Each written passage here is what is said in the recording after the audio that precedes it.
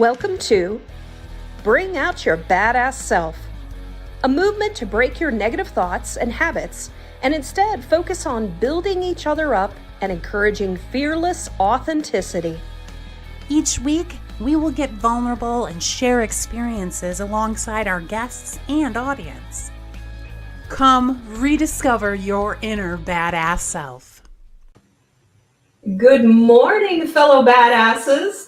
As you can see, I am by myself today. And as I was starting to reflect upon today's set episode, as well as just the things that I was feeling, I kept having songs sort of running through my head. I was thinking about a song that's Tiffany. So the fact that I'm by myself, a song that's by Tiffany, I was thinking, I think we're alone now. It doesn't seem to be anyone around. I think we're alone now. The beating of our hearts is the only sound. So that song was going through my head. And so without Cate today, that just was ringing through my head, just saying, oh my gosh, I'm going to be by myself saying hello to everyone. And so as you can imagine, that can be a little bit nerve-wracking. So I want to make sure that people are saying hello, make me feel like I'm not alone here. And as I was also thinking about hosting the first part of this session without her, I just wanted to also let you guys know that she is prioritizing one of her children today. So please send them healing, white love, and it was a planned appointment, but we just want to make sure to send them some thoughts, let them know that they are with us, and we hope everything goes well. And you know, as I started to think about Cate going to the doctor's appointment, yes, we do this every week, but sometimes you can't really do anything about those doctor's appointments. It's like, would you like Friday at 7:30 or would you like Friday at 7:30? It's like you're limited in the options that they actually give you. So the other song that was going through my head was in anticipation of today's guest speaker. And so today we're going to be talking about emotional intelligence, which is also, you might see it listed as EI or EQ. And so the song that was going through my head was Mariah Carey's Emotions. And so no, I'm not going to sing that one because that one is rather, is a lot higher. And I would not do it justice. However, you know, the whistle voice part of the song, I actually can do that, but with an actual whistle. So not actually with a vocal. However, my sister actually has been able, she discovered her whistle voice, and at a point in her life, she actually could do that. And so I just loved that. And so also for today, for our lurkers or those that watch us afterwards, I want to hear from you. And I would just love it if you made your presence known today. And so one last thing before I bring up Brent, I also wanted to let you guys know some news. Brent. And so I have some great news to report. Riley made the volleyball team. So I don't know if I previously told you guys that, but she is super excited about it. And she has 2 practices each week and then 2 games each week.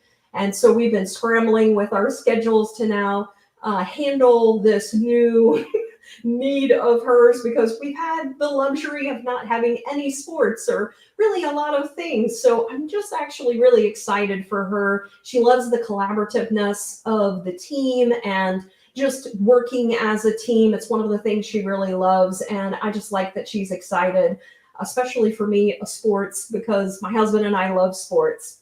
And so this weekend, she's actually going to be doing a jamboree. And so what's a jamboree? I didn't know either, but what it is multiple schools coming together and they're going to play each other. So really before their season starts, they're going to be playing each other and really just getting practice and knowing things. And so I was actually just super excited for her because she had only a week of learning. I sent her to a camp to learn volleyball in a week, and then she made the team. And so for me, that's pretty impressive. And so I see people coming in. So before we bring Brent up to the stage, I want to say hello to people. And so Dodie said, love that song. So hopefully I did it justice. So thank you, Dodie. And Eric said, I love your sing. Oh, well, thank you. And so we also have Kim here today. She said, good morning, you beautiful badass. And so back at you, girl. Jake's coming in. Thank you, Jake. He said, good morning. And yes, yay to Riley. She is amazing. I was actually talking to Brent behind stage about her and how I feel like this generation knows so much more about emotional intelligence and just so many other things. And so we're going to get into that today. Carrie said, way to go, Riley. Jake also said, that's awesome. And we also have Paul. Welcome, Paul. And so it's been a little while since you've been here. And so I'm so glad to see you. Eric saying, and good badass morning. And Maria coming from YouTube. She said, oh man, we have to catch the replay for the performance. And so, yes, I'm not going to re-sing it, but thank you guys for joining us. And for those that I don't see, I'm going to try to also keep track over here. Sometimes we don't see some people that have made comments until the very end. Just know that we're not ignoring you. We want to celebrate you. We want to bring you up on stage to show your comments. But sometimes StreamYard doesn't actually do a good job of that. And we found that sometimes it's because people that have Androids, for whatever reason, it doesn't really play nicely with them. So with that, I want to bring Brent up to the stage. Give me just a second. Welcome, Brent. How are you doing this morning? I'm doing great, Sarah. Thanks for having me and all the other badasses out there. It's just good to be here. I love it. I love it. You know, you are one of the, what I would call an OG badass, just so you know. And so today we have Brent Darnell. He is the owner and president of Brent Darnell International. And so Brent has dedicated his career to transforming the construction industry through the power of emotional intelligence. And he believes in making the workplace more collaborative, fun, and diverse. And his impactful teachings have reached audiences across 5 continents. So, you know, this is really an inspiring story that we can learn how to harness the power of emotional intelligence in our own lives. So I am very excited about today's conversation. And I also just want to say that I remember watching a presentation of yours. I went back to look at what year we connected on LinkedIn, and it was 2013. And so It was a presentation, I want to say it was in San Francisco, but I'm not positive. Maybe an SMPS event, but it was definitely an SMPS event. And I remember seeing you and going, oh, what is emotional intelligence? Like it was a new concept for me, but it was something that stuck, you know, in my mind. And I continued to think about it throughout, you know, as I've been doing this and even just dealing with my own stuff. So first, I just wanted to thank you for bringing this topic to bear in not only in the construction industry, but just in general. You really were sort of a pioneer of your time, and maybe just talk a little bit about that aspect, being that pioneer in the construction industry. Sure. It's I was actually doing a leadership program for Skanska. It's the big Swedish contractor, but it was out of Stockholm. And we had this personal leadership week, and they used something called UGL, which is a Swedish military personal development. Awesome program, very well done. But the second year, most of the people had already been through UGL, so we were looking for something different. So we looked at, you know, different personality tests, Myers-Briggs and DISC, and something called 16PF, and we also looked at emotional intelligence. And after a lot of deliberation, we finally agreed that emotional intelligence was something we would like to do. So we did that for that second year of that leadership program, and the results were amazing. I mean, the guys really took to it, really understood it. It's a graph with numbers, which technical people really love. And it was just the transformation for some, it was life-changing. So I knew I wanted to keep doing that. But then they said, okay, we're going to do something different after that second year. We're going to send you back to Atlanta.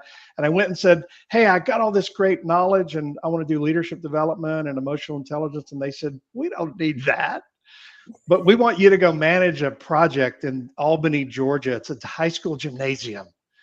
And I thought, I just cannot get excited about that. So I decided to start my own business. That was January 2002. Wow. And I decided August of 2001, and then September 11th hit. And my wife asked, should we be doing this? This is a new business and the economy's kind of tanking. And I said, you know what? There's no good time to start a business. You might as well do it. So we did, and that was 24 years ago. So since I started doing the work with emotional intelligence, and back then it was kind of creepy and weird, and for some it's still creepy and weird, quite frankly. But think about the industry has come such a long way from 2001. It was probably mostly design, bid, build, mostly adversarial relationships, and now think of the transformation in 20 years of collaborative project delivery and design build, design assist, CM at risk, lean, ILPD, all these totally integrated project delivery methods. And these are the skills they need to make those successful, is the emotional intelligence and human connection. But the coolest part is that it's morphed into, just from emotional intelligence to, we always talk about highest levels of mental, physical, and emotional performance. So we talk a lot in these programs about sleep and nutrition and exercise and how you manage your stress and all those lifestyle choices that you make every day that contribute to performance and longevity. So that morphed into mental health and wellness and well-being and getting people on the right track with just getting their best selves put forward every single day. Yeah, it's a lot that's going on in the industry. And you and I were reflecting prior to us coming live that sometimes it's also worth evaluating and really reflecting on how far we've actually come. I know we still have further to come, but I would love for you just to sort of reflect upon, like, when you first started, some of the things that you saw and maybe the things that you've seen as a difference between then versus now. Well, I mean, then it was the main comment was, that's the touchy-feely stuff, and we don't need it, don't want it, and that's just weakness. That's that vulnerability that we don't want to show weakness to anybody, not to owners, not to trade partners. And by the way, they were called subcontractors back then. Yeah. I always make that distinction now. So yeah, it was this design, bid, build, low number, adversarial, and why would we need those types of skills? And probably reflecting back, that was a good question. Like, I don't need those skills. I'm going to just come in hot and get the job built and send the owner a bunch of change orders and get my money one way or another. And we'll just fight it out on the next one. So maybe you didn't need these skills as much, but then we started getting more collaborative stuff because why? Because the jobs weren't very good. They were all over budget, over schedule, tons of change orders. The owners weren't happy with the quality. It was kind of a mess. So I think people were looking for different ways of delivering projects. Well, they said, why can't we just cooperate? What a concept, right? But then you've got this really entrenched old school mentality and culture of kick ass, just come in and get it done and don't worry about people's feelings or anything to do with their personal lives. We're just going to make the project happen. But look how that has changed. So now, and people say, well, we don't need this, and maybe they didn't, but with those more collaborative approaches, and all these things have come to a head with things like workforce development. We can't get people to come in the industry. And some guy asked me, why do you think that is? And I said, we treat people like crap for about 30 years, and then we're really shocked when nobody wants to come work in the industry. So they're starting to pay attention to those guys with tools in their hands and giving them things like vacation and healthcare and mental health care and salary stuff and even sabbaticals and really innovative things like that. Paternity leave. Wow. Can you imagine the discussion about paternity leave in 2000? They would have gone, what?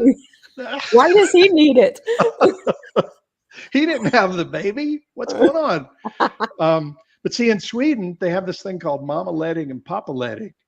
And when your baby's born, you get 18 months of without, you don't have to work for 18 months at 80% of your salary. Wow. And you can split that between the partners, the husband and wife, or even gay partners. They can switch. And most people, the main breadwinner will take 6 months and the other person will take the other 12 months. And Wow. I thought, what a cool thing. And what a different way of approaching your society and approaching work. And see, I think that's the thing where we're getting the most traction is people say, yeah, but we value hard work and we're the badass Americans and we push through the pain. And okay, that's awesome, except it ain't working. Because we also have, we're probably the fattest nation on earth, the most stressed nation on earth. Our healthcare costs are double the next country in terms of per capita healthcare spending. We're addicted to a lot of drugs. We're having this opioid epidemic and crisis, mental health crisis. So guys, what we're doing is not working. And I think that's why people are looking for different ways of approaching work and life and balance and family and all those things. Yeah. I mean, you just covered so many things that definitely need a deeper conversation. I want to pull up Carrie's comment. She said, #legend. I agree.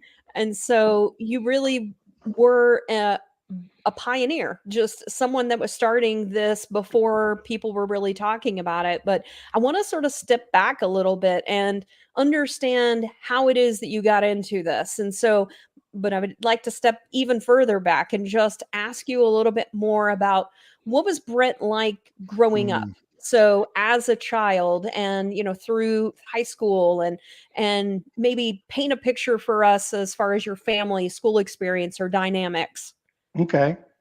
Well, I was a pretty type A kid. I think I probably would have been diagnosed OCD as a kid, but they didn't do that back then. I was very sort of anxious. And if things weren't perfect, I had to make them as perfect as I could make them. When I would walk into rooms, I would count the number of ceiling tiles. I could tell you the number of ceiling tiles and whether it had even borders or not. I mean, those are the kind of things that went through my head. And it's so interesting because I think I was probably headed down a pretty bad road. Also very arrogant. I grew up with 3 brothers, and we always competed of who could be the biggest, jerk that knew everything. So I was kind of a know-it-all, smartest guy in the room, kind of a jerk, I think, with that OCD and perfectionist kind of mentality. And then it's so interesting because my oldest brother, had these books by a guy named Richard Hittleman, and it was called Richard Hittleman's Guide to Yoga and Meditation.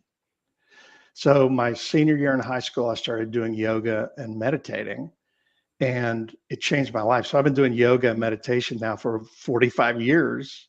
I'm a certified yoga instructor, but I think that was the beginning of the change for me. So I graduated high school. I went to Georgia Tech, continued my yoga and meditation. I'm a mechanical engineer by education, but also still the arrogant, know-it-all engineer in the room. But here's what happened my freshman year at Georgia Tech. I was very drunk. I used to drink a lot. I don't drink very much anymore, but as a teenager into my 20s, I was a pretty solid drinker. And my freshman year, I was drunk and walked through this plate glass window at a fraternity house and got this huge scar on my face. I don't know if you can see the remnants of it, but at the time, it was really red and raised up off my face. I could have been killed easily. Wow. But it really shifted things for me because after that accident, and I had this huge scar on my face, it was sort of like, that's how people defined you. Mm. I remember I was in the library and people were talking about me, but they didn't know I was there. And the guy said, I just talked to Brent Darnell. Do you know him? No. Oh, the guy with the big scar on his face. So it was like, wow, that was who I became, like the scar, right? Wow. So I Mm. think that tempered my arrogance and honed my empathy skills, because anybody with any perceived defect, either their own perception or others' perception, any kind of disability, anything that I could notice in people, I really started to understand how those people felt. Mm. So I think that really helped develop my empathy. And it was a natural progression coming into this, working in construction. I grew up in construction. My dad was in construction, worked in it my whole life. But this natural progression of when this emotional intelligence stuff came up, I think I was really well poised to get into that, and didn't have a ton of remedial work to do because I had done it through a tragic thing that happened to me. And again, in terms of like gradations of tragedy, it wasn't horrible, but it really did change me in some fundamental ways. Yeah, absolutely. I mean, seeing yourself and looking at you, seeing yourself as different in some ways. And Mhm. I think all of us can relate to that in different ways. Like we have things that happen to us and we think about ourselves being different. Like other people don't understand, the pain or the things. But then once we start to reflect upon other people and we see, oh, there are other people that are going through other stuff. We're sometimes so concerned about the things that we've gone through and the experiences we've gone through.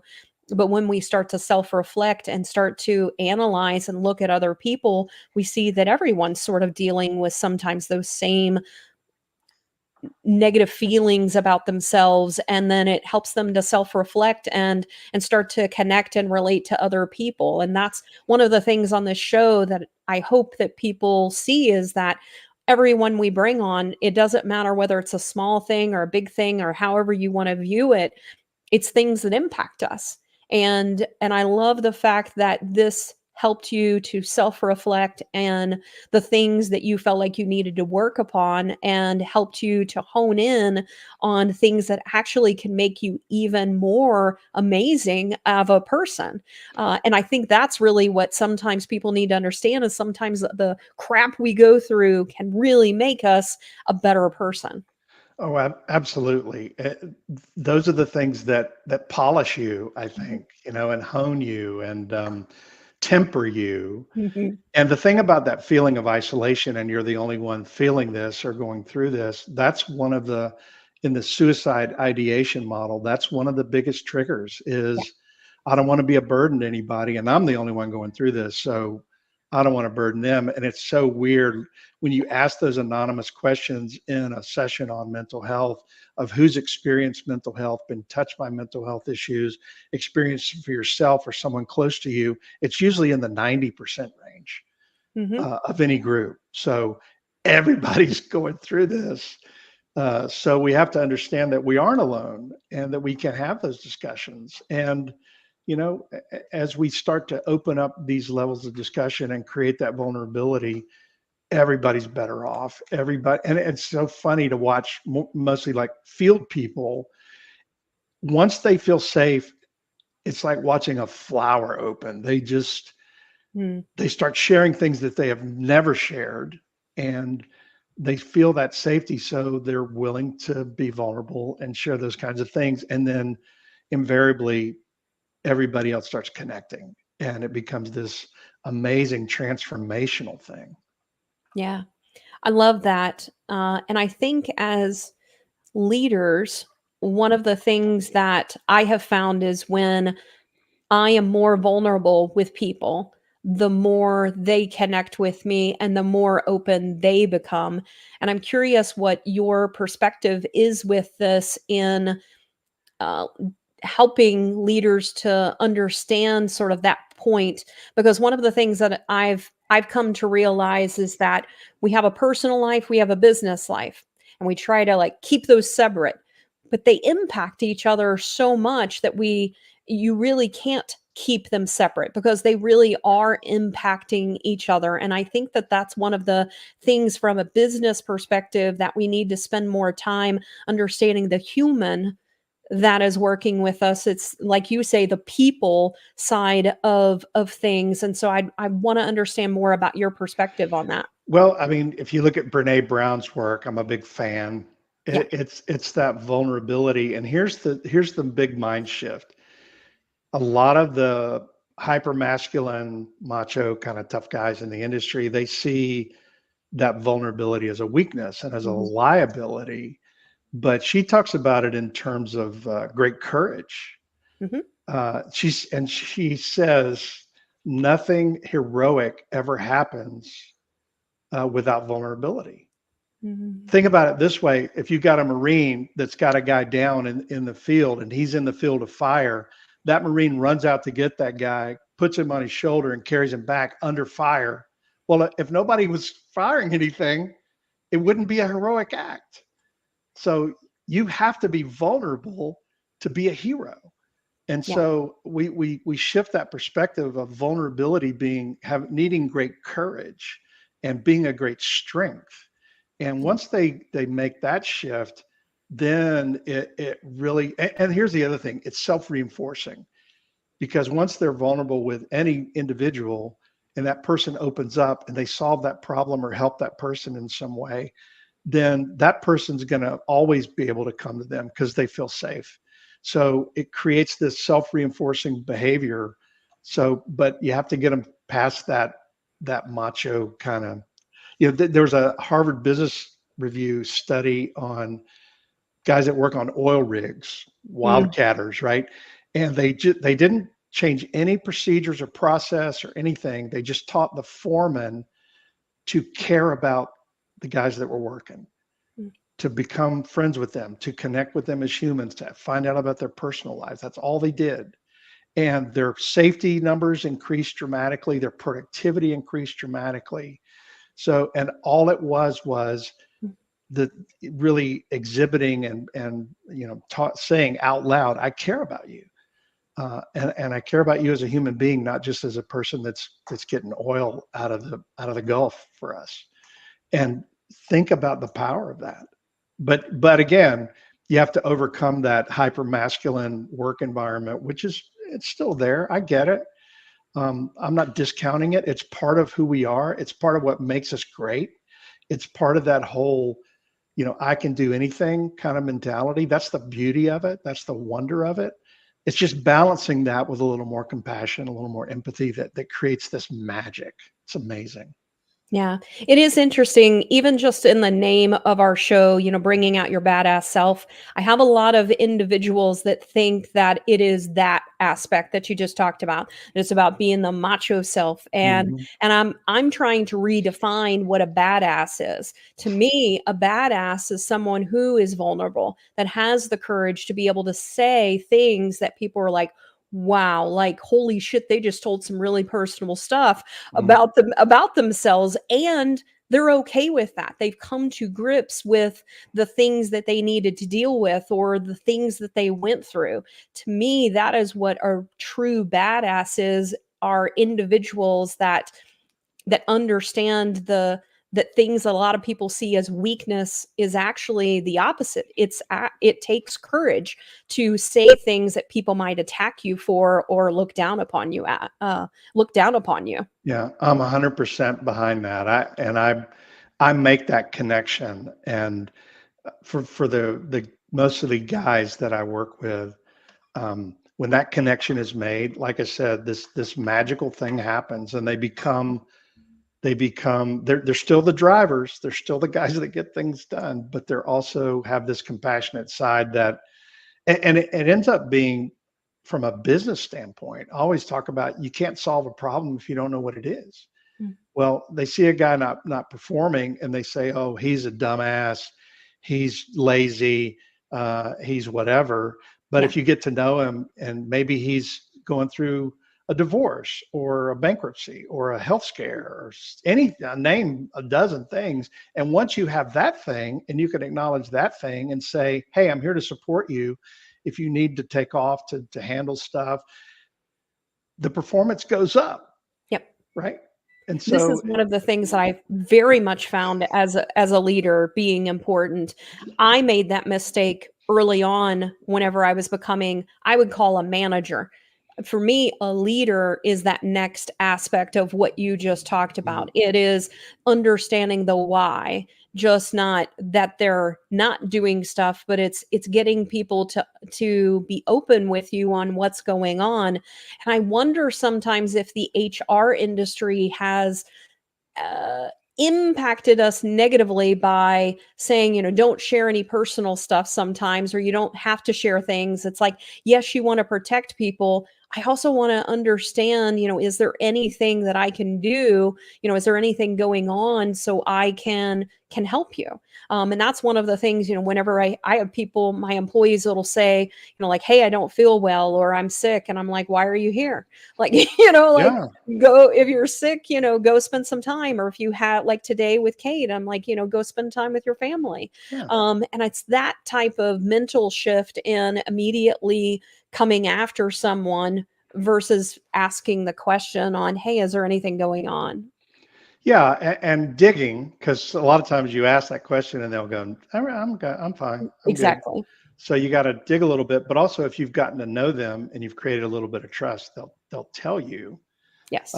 But in my view, I mean, if it's anybody, it's a small percentage. Nobody wakes up in the morning and says, how can I perform really poorly today? How can I just be crap today? Nobody ever says that. Most people are just doing the best they can, with what they got. And if they're going through some crap, their performance is probably gonna suffer. And if we can figure out what that crap is and offer support to get through the crap, Yeah. you're much better off. They're better off, you're better off. They'll feel taken care of. You'll get some loyalty and longevity out of them. I mean, there's so many things that happen when you do that. So Yeah, and it's all about making them feel like it's a safe place to talk to yeah. them about. I think that's one of the biggest things that we have to keep in mind is people will share with you when they feel safe and when you also open up to them. And so I guess, what are the ways or the things that people can do to help people feel like they are a safe place to talk about? What are the things we should self-reflect upon on whether we're actually doing that or not? Well, I think it's about, I ask real simple questions to leaders and managers that I work with, like, tell me about this employee's life. What's his wife's name? Does he have kids? What's his favorite sport? Did he graduate from a school? Is he a big fan? Does he have a hobby? And if they can't answer any of those questions, there's work to do. Mm, So I think it starts with that whole, we talk about the golden rule. We call it the platinum rule: treat people the way mm, they want to be treated. But that takes vulnerability. It takes getting to know them. It takes acknowledging that maybe that's not your best thing. And for a lot of people in this industry, we work on deadlines. We have high stress. We work long hours. It's all about getting the work done. And we lose perspective on this. We're not bad people. I think we're just really busy and overwhelmed. So I think it's that checking in with yourself and say, am I mm. treating my people the way I would like to be treated? And the way that they want to be treated, probably more importantly. Mhm. And if the answer is no, or if you don't know those details about those people, and I mean, don't get me wrong, there's some people that don't want to share that information. That's cool. That's Yeah. their choice. But it's not for you not trying. And if they say, I don't want to talk about my personal life, you go, cool, I'm good with that. Yeah. And let me know if that changes. But in general, people love to talk about themselves and their personal life once they feel safe, and once they feel like you're doing it, not to manipulate them, not to get something out of them, but Right. you care about them as a human. Like I said, the magic begins when that happens. Yeah. I'd love to know if the audience has any questions that you want to ask Brent, or if you have any stories of interacting with Brent over the years. I'd love to hear those. And so, you talked a little bit about the experience that you went through in how it is that you went through the change or becoming more empathetic. Mhm. What do you think it requires for other people to have this shift? Do you think it's an experience that they have to go through? Is it, someone just spending time with them to really understand? I'm trying to understand for people that don't really value EI, what are some of the best things that we can do to help them to understand the importance of it? Well, a lot of times the people that are sent to me, they've been told in the last 10 years, hey, you got to get better with people or relationships or communication or whatever it is. And they would go, yeah, I would love to do that. How do you do that? Exactly. Like, and they give them books to read and read Getting to Yes and read the Ideal Team Player. And they'll read those books and they'll go, I still don't know what to do. Um, so what we do is we start with an evaluation, and we've created this free evaluation, which will be up on my new website in a couple of weeks. It's an emotional intelligence evaluation. We also have something called the nutrition survey that tells us how your body's working. So we can get a good look at your emotional profile, your physical profile. But here's the deal. Those people that they say, you're not good with people, you need to get better with people. When they take this test, probably 90% of the time, empathy will be low. Mm. And so, okay, that's a verification. And maybe we do a 360 and we verify. Because I had this one guy that came to me, said, hey, my empathy is really low, but I don't think it's a problem for me. So I said, okay, why don't you ask a few people if they think it's a problem? And if they say, oh, yeah, that's not a problem at all, then we're done. But they always come back and go, well, they told me that's a problem. So I think I need to take a look at that. So, but we see it graphically. We see empathy may be low. And then we say, okay, how do we work on that? So we have tons of ways to work on it. And that's the cool thing about emotional intelligence, as opposed to personality or any of these other evaluations, is it changes. This is the snapshot in time. Well, you can develop empathy. You can develop self-awareness. You can develop assertiveness. You can develop impulse control. It's not easy. It's more like learning a language or learning to play a musical instrument. It takes a lot of repetition and coaching and follow-up and accountability. But over time, and most of our programs, we do a year-long process. And for our coaching engagements, at least 6 months, and usually 6 months to a year. Over that time, they will develop better empathy through a number of ways. We have all kinds of exercises to do, books to read to reinforce the exercises, all kinds of ways to improve any emotional competence that is holding you back, that is causing problems for you. And here's the cool thing. So that person that was poor at relationships or communication, when they develop their empathy, they get better at relationships and they get better at communication. And those books that they're now reading, they can apply what they're learning from that fundamental emotional competence that's preventing them from really embracing that work and understanding it fully. I love that. So I'm going to bring up a couple of comments. So welcome, Jesse. Jesse's joining us. He said, hashtag demo the divide. And Jake said, I absolutely love this discussion. It's reframing for me the skills of a great leader. No question so far. I'm just trying to inhale as much of this as I can. Gold mine. And Cool. Thanks, Jesse. And thanks, Jake, too. Yes. And so I'm going to give you a scenario. It was funny that it happened last night. My husband and I were doing dishes together, and the dishes in the sink, it was really, really hot, and the drain was very clogged. And so I didn't really know what was going on, and I couldn't put my hand in because the water was so hot. So I ended up going, well, I think that it's just clogged. So I turned the disposal on. And then all of a sudden I turned it off because I noticed that a little white piece of something that we had taken off, and I forgot that it was in there. My husband says to me, what were you thinking? And so I'm like, I asked him a question and I go, do you not think I was thinking? And he's like, no, I don't think you were thinking. And so we like start to get into things.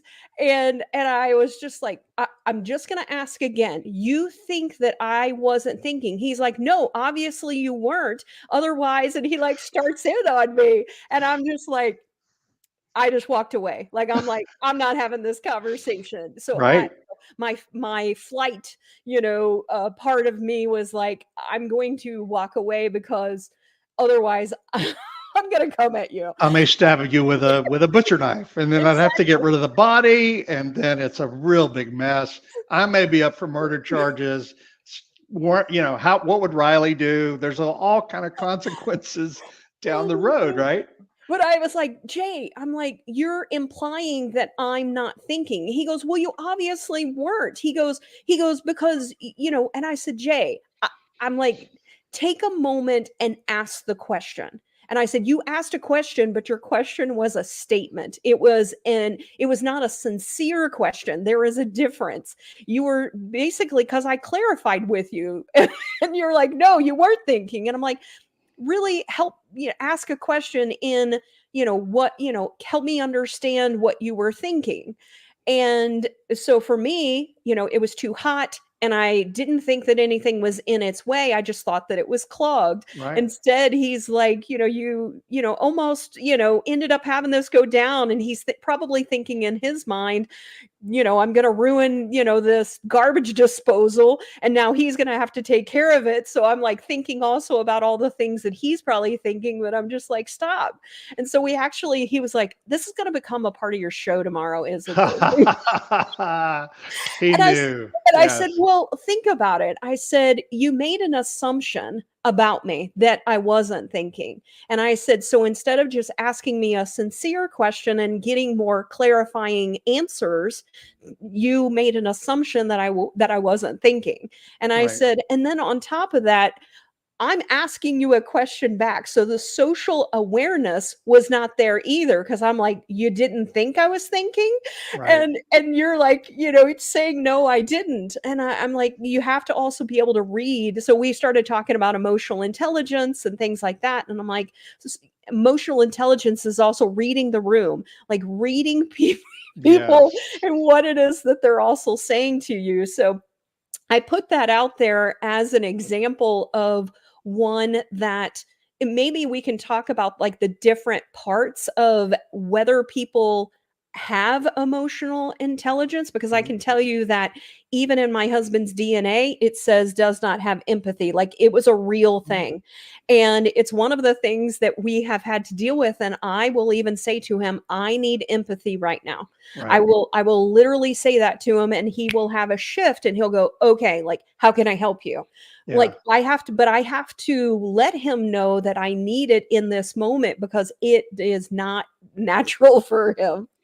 It's true. And I think people with technical backgrounds, it's a brain wiring thing. If you're technically adept, I think the emotional part is less developed in some way.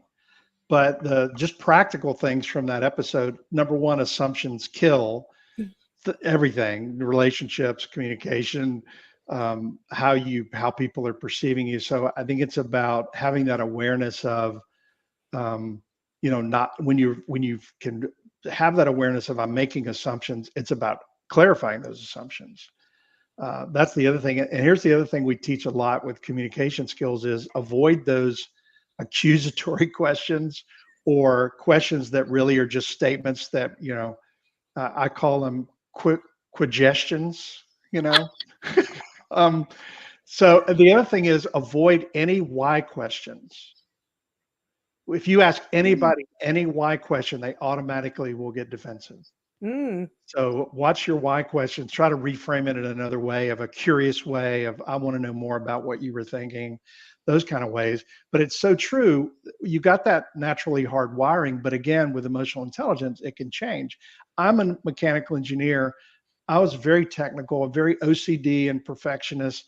And my wife has to say to me sometimes, hey, don't you teach this crap? I need a little empathy here. And I'll go, yeah, you're right. I didn't have that empathy. So but again, if you hone your emotional self-awareness, and you'll know when you're getting off the rails, and then you can reframe those moments in the moment and make those shifts. And that's basically what we teach in the long run of how to do this every day with every situation, with every human being.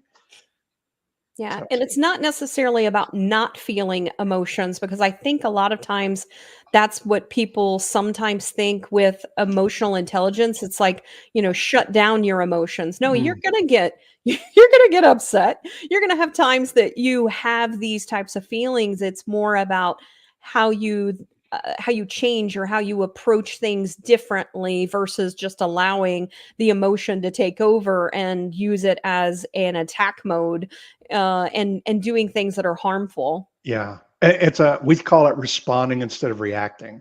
Mm, And that's about that awareness, then processing and reframing that. And I always tell, like, badass superintendents I work with, I'm not telling you you can never get angry, but get angry strategically. mm, Like, don't just make it your automatic response, where it's just a reaction, because people will just start dismissing you. But you can use the anger strategically. If somebody's going to respond better to some anger, then do it in a strategic way. But if you're just reacting and getting angry a lot, then people just start shutting you off. Like, oh, there he goes again.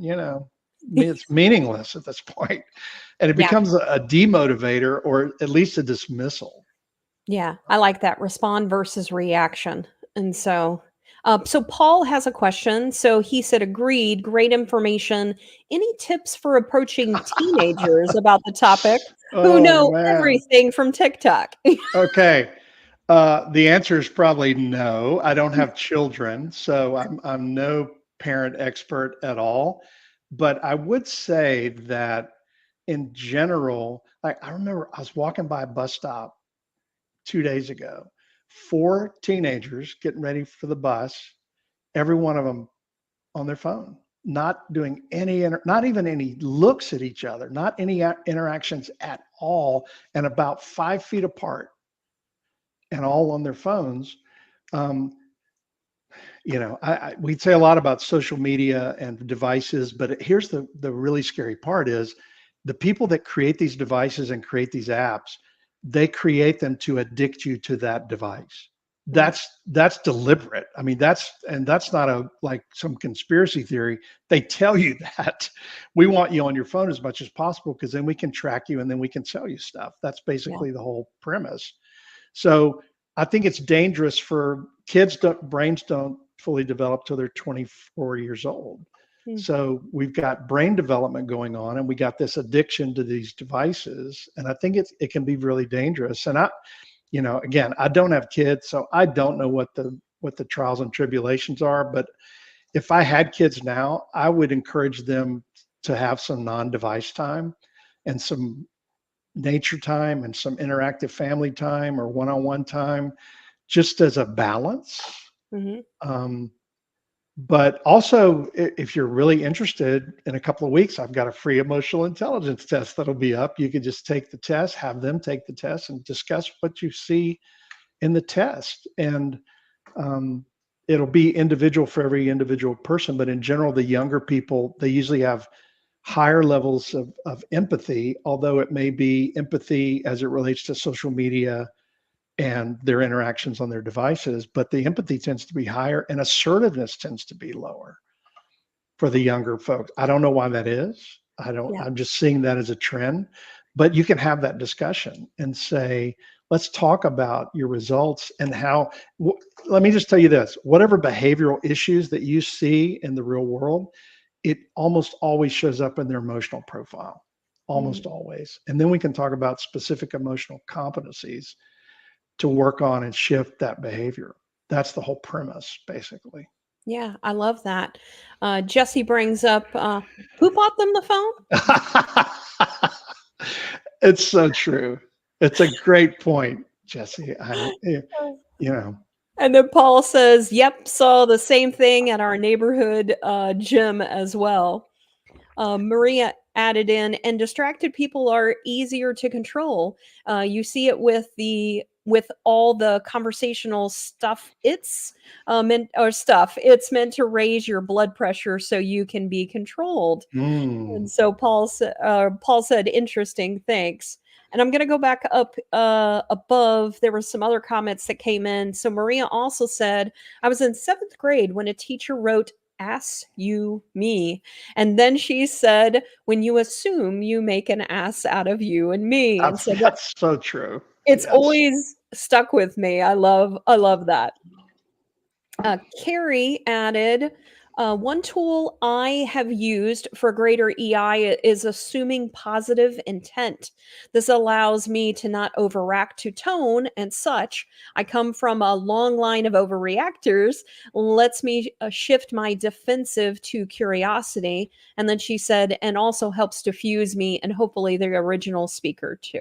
Carrie, that's brilliant. I think I give that coaching note quite a bit, with especially for our pessimists, which score higher in reality testing and lower in optimism. Is that assuming positive intent can be miraculous, because they have that tendency to overreact and get defensive, and that really diffuses that in a very tangible way. So, Carrie, that is awesome. I'm glad it works for you, and I'm glad you brought it up, because that's a really good coaching note that I give to a lot of people. Yeah. And so, Brent, I want to get into sort of some final thoughts for today, but I Mhm. also then want to get into things that of how it is that people can contact you and the things that you have available. So I want to start with sort of final thoughts of today, things that you think that people should keep in mind when they're approaching emotional intelligence. I would say meet people where they are. Everybody's not where you are.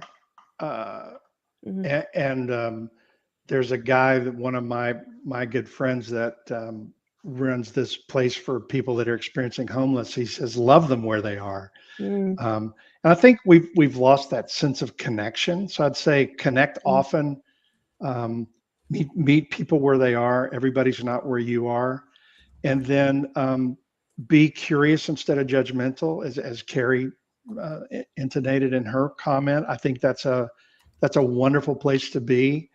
And I think we tend to get in that judgmental state, yeah. especially when the stakes are high, the pressure's on.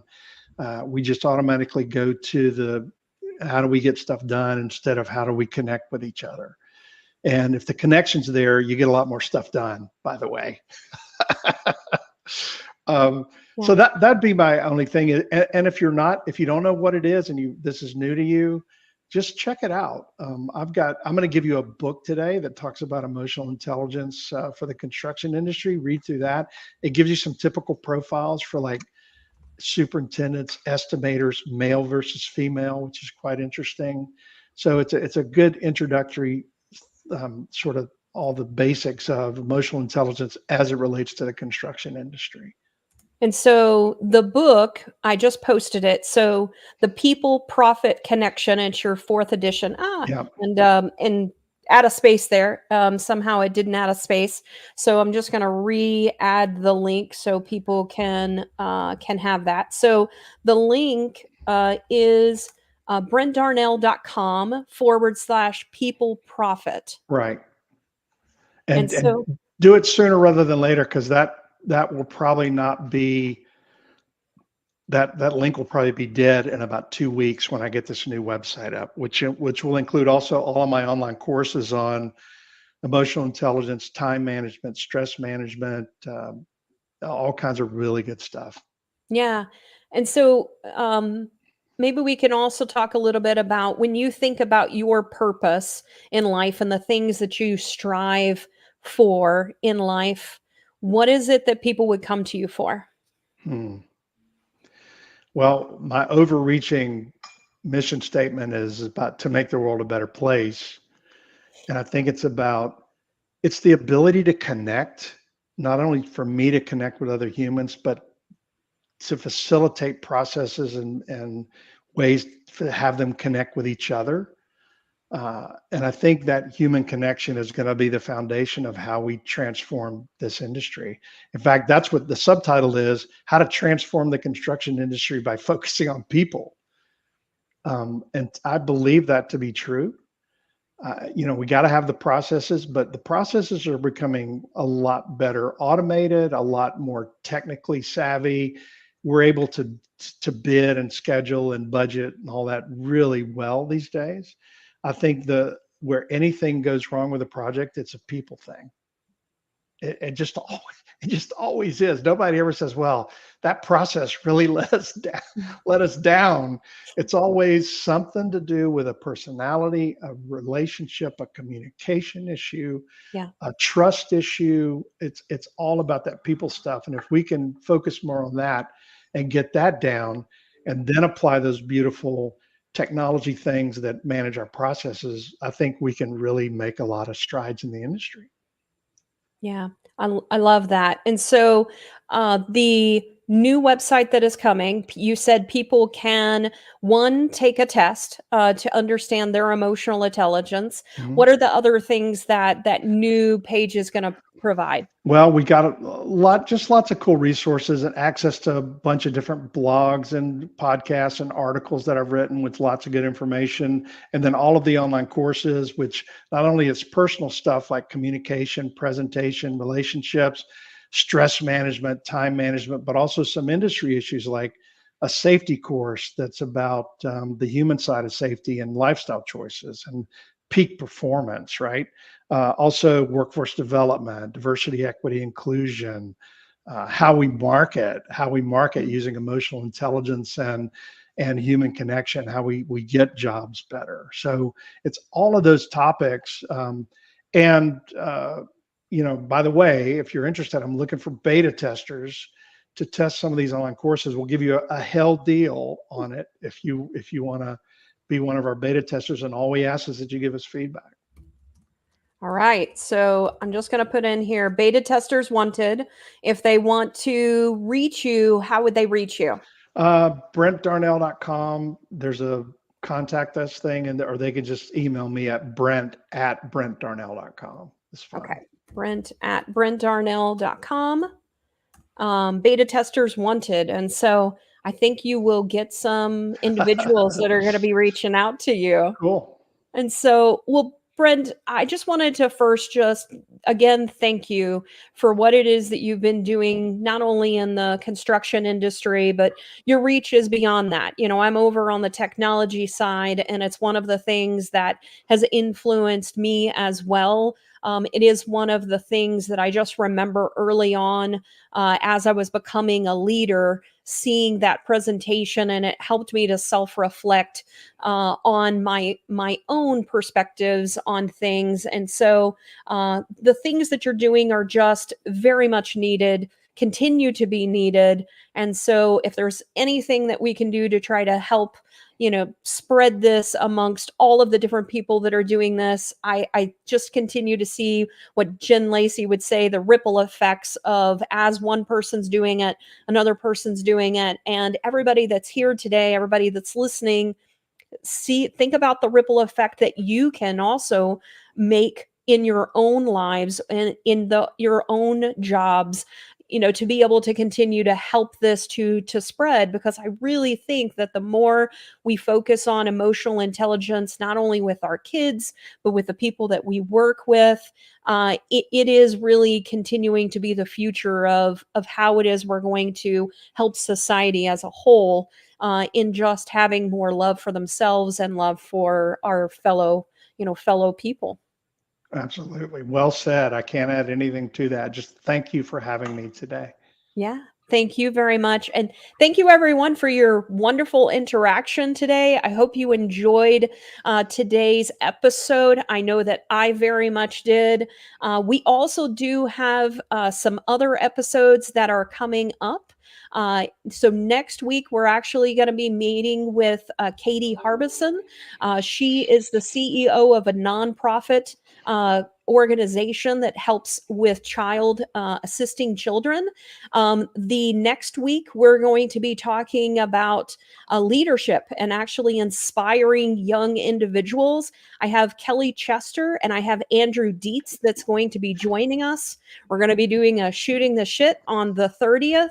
And then Kate and I are debating on the next topic. I would love to hear if there's a topic that you are interested in. We were thinking, about maybe having hard conversations or, just talking about things that we deal with in our day-to-day life. So I'd be interested in hearing from you guys. And then we actually have someone we're going to be doing 3 different sessions with. His name is Gil Allen. He actually helps people to connect with their spirit guides. I've actually started to work with him. It has been a great experience to be able to do. And I think that it's also one of the things that can really help people in just being more in tune with themselves. And then also in September, we have Wava Morrow coming. She studies multiple mediums, including QHHT. If you're not familiar with that, you'll become more familiar with it. And then on the 27th, we have Wynn and Roxanne. They're actually in the UK. Roxanne is actually a medium that I've worked with as well. So her and her beau that both do the same thing are going to be coming. And I've been filling up the rest of the year. So we have lots of interesting and great individuals that are going to be coming on. So I hope you continue to come back each week and also just share the information. Just let other people know about the sessions or the episodes that you are really connected to so we can continue to grow this movement. So Brent, again, thank you for joining us. Everyone, thank you for joining us. Hope you have an amazing Friday and a great weekend. And this helps start you off for a great badass Monday as well.